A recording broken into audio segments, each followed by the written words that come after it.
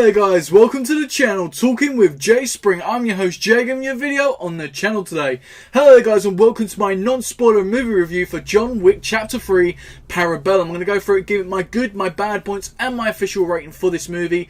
And I want you guys to leave your comments down below in that comment section if you're excited to see the movie, and if you have seen the movie, what you really liked about it. But please do not spoil it down below for others.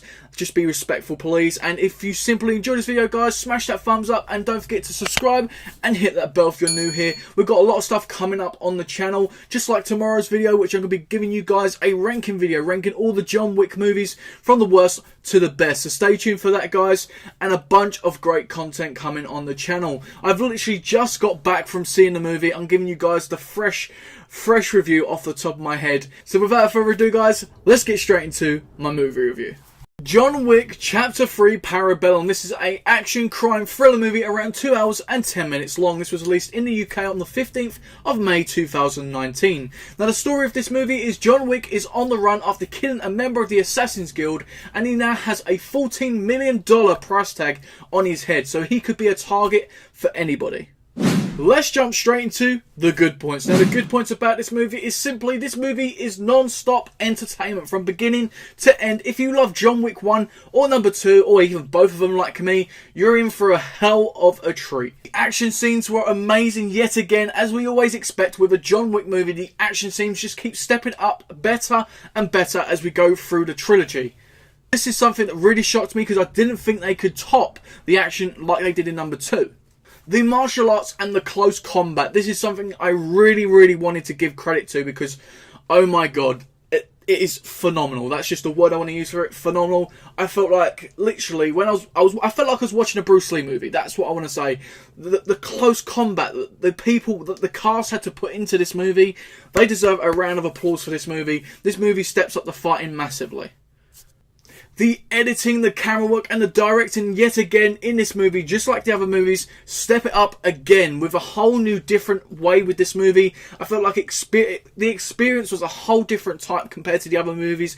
We had them new different camera angles, the way the camera was moving, and there was some really good additions when it comes to the editing in this. You could tell by some of the CGI and stuff, it was just outstanding throughout the movie. There is some twists and turns in this movie. I'm not going to spoil it for you, but they're just absolutely awesome. They really planted them well, and just like the comedy in this movie as well, there is a couple of comedy aspects, and I think they put in the right order, at the right times. They didn't overstep it or make it take away the drama or anything like that. They really made this film pinpoint perfect. Storyline in this movie, how it all links together with the other two movies, is absolutely perfectly executed. It adds so much depth and character to a lot of these characters in this movie, and it just feels a lot more natural and enjoyable.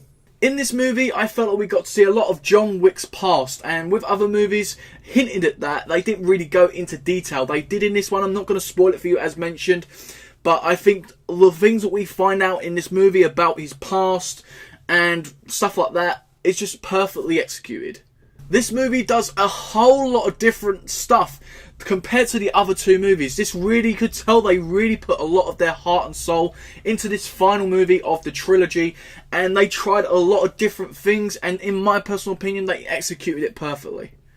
They used some really cool locations in this movie as well. They're just mind-blowing locations, as well as some of the lighting I wanted to give mention to as well, because some of the lighting in some scenes were really well executed. Sometimes you can have some lighting that's really dark and you can't see much. Sometimes you can have that really bright, but this was just so perfect throughout the movie. This film yet again has a big cast, some great character building and some great performances. Now some of the great performances is yet again the main man himself, Keanu Reeves as Mr. Wick, John Wick. One of my problems with John Wick 2 was they took away the emotional side from John Wick, and in this movie I think they really executed that perfectly. We got that emotional side back from him, whether it was anger, whether it was upset. We get to feel a lot of emotions with this character, and I think Keanu Reeves steps it up yet again with a great performance, whether it was him actually shooting people, whether it was him fighting with people, whether it was him just his presence on the screen, just talking to people, bringing that drama through. Him as a person, as that character,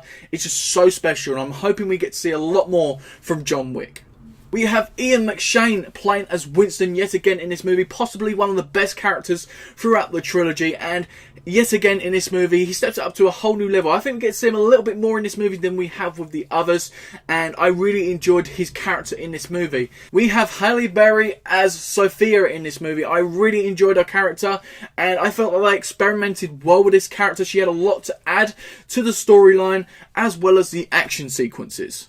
Some honourable mentions I quickly want to go through before we go on to the bad points. I want to shout out to Lawrence Fishburne as the Bowery King, Mark Dacascos as Zero, Lance Reddick as Charon, Angelica Houston as the director, and Jerome Flynn as Barada. I really wanted to shout these characters out because they really gave this story key moments in the movie that really were needed. They may not have been on the screen all the time, they weren't one of the main characters, but they really gave this movie a lot of depth and a lot of what it needed to make it so good. The bad points. Now there's only 2 bad points for me personally. One of them is they didn't use Halle Berry's character Sophia enough for me. When they brought her in, like, she really got me on an emotional side. She really got me in an action side of things. And I just got really attached to the character. And then she suddenly disappears. You don't see her again. And I really am gutted because I really love the character. I'm hoping we get to see a lot more in the future of the John Wick franchise. Maybe they do a solo movie of her and we get to find out a lot more. Or maybe she is in another John Wick movie. I don't care.